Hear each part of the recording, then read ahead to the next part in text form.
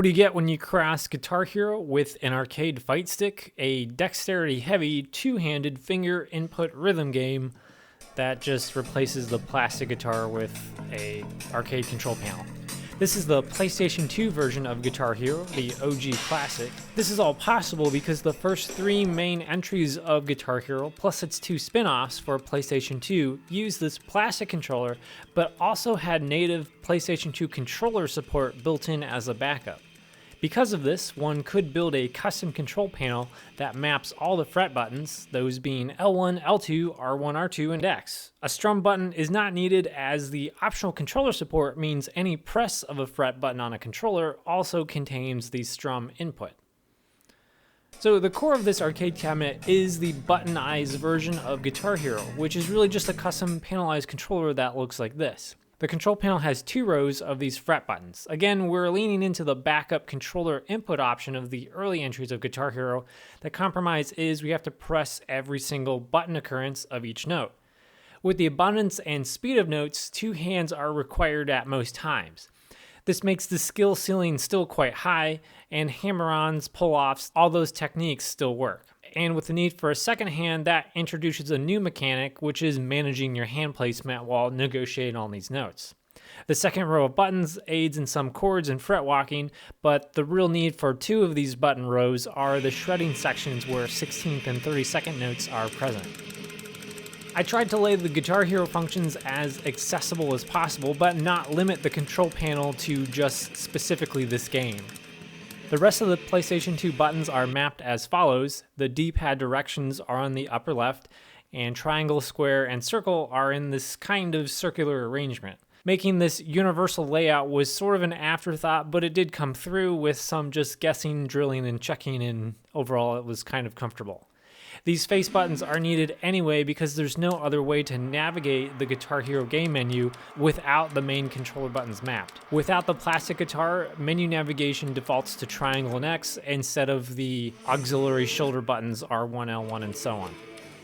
So how do you make this control panel? I'm using a Brooks Zero Pi fighting board encoder. Wiring is straightforward. This PCB has some nicely labeled screw terminals, which makes connections simple. You do have to sacrifice a PlayStation controller cord or some kind of controller extension cable. The PlayStation 1 and PlayStation 2 controller cable wiring is a bit of an enigma. It can be difficult to ID the pins with their respective colored wires. I wasn't able to track down a reliable website or article that labels all this. So you'll just have to check continuity to verify the pinout. In this example, I'm using a PlayStation 1 controller cable, so for posterity's sake, looking into the controller end, these are the conductors.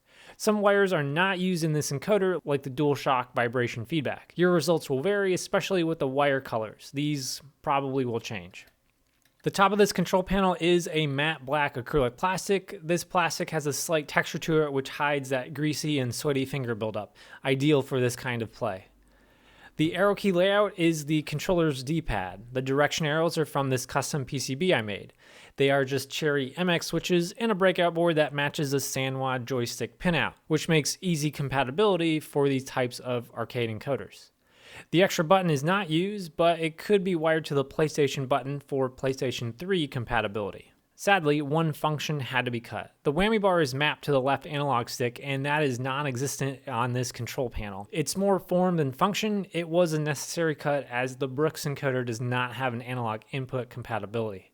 The good news is this control panel is compatible with any D-pad based game for the PlayStation 1 and 2, albeit with an unconventional layout.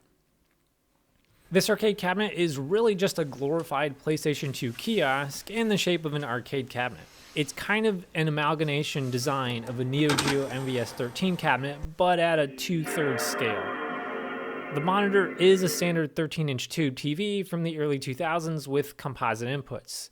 3-inch mid-range Sony speakers are below the marquee and provide sound. They do sound okay, but you could always connect to better speakers if needed. These are new old stock and shielded speakers which are needed for tube televisions or CRT monitors.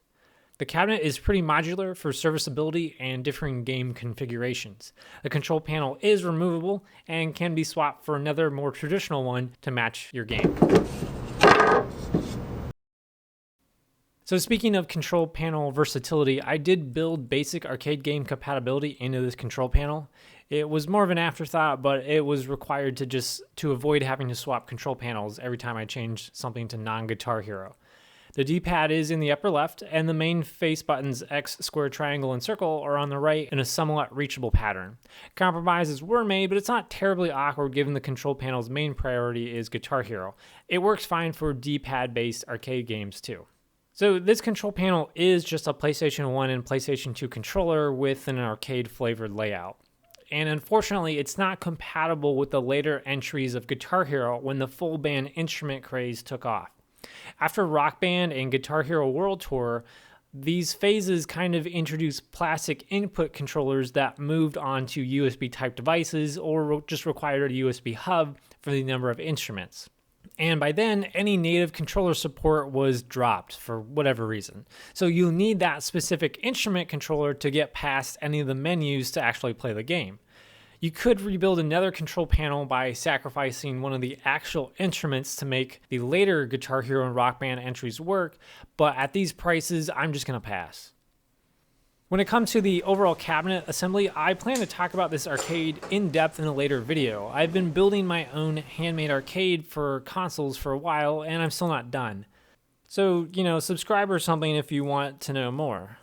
And as a fun fact, I've tried this idea before. Here's some footage from, back then. Revisiting this idea was also part of the plan when building this new fleet of console arcades. Now a forgotten memory, Guitar Hero, Rock Band, and all its rhythm-based band spin-offs were at one point a $2 billion industry. The unceremonious death of this genre was due to oversaturation, sticker shock of newer entries, which were essentially a box of plastic toys, and everyone's favorite, the 2009 recession. All that aside, it's hard to ignore how much of a hit this game was back in its heyday. Guitar Hero was a gaming showpiece for the PlayStation 2 and 7th console generation, and that's why this makes for an ideal arcade-type experience. So now that Microsoft scooped up Activision and we've had basically 10 years to cover our landfills with all these plastic instruments, I think it's time for a reboot. I'm aware of the abundance of arcade one-ups, but I'm really looking for a universal controller input like just a fight stick with a lot of buttons and not a cabinet that is dedicated to just one game. It supports legacy controls and legacy games, basically a console arcade.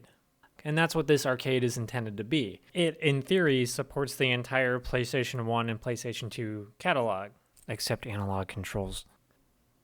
So Microsoft, if you're listening, be practical. Give us some accessible input options and don't nickel and dime us with plastic instruments. A Beat Mania style rhythm game like this would be awesome. Just drop the stupid gimmicky input devices like turntables, DDR mats that feel like walking on diapers, plastic drums that occupy an entire living room, and for the love that is all our dignity, do not resurrect any Kinect ideas. Feel free to contact me. We can work out my royalty fee for this idea.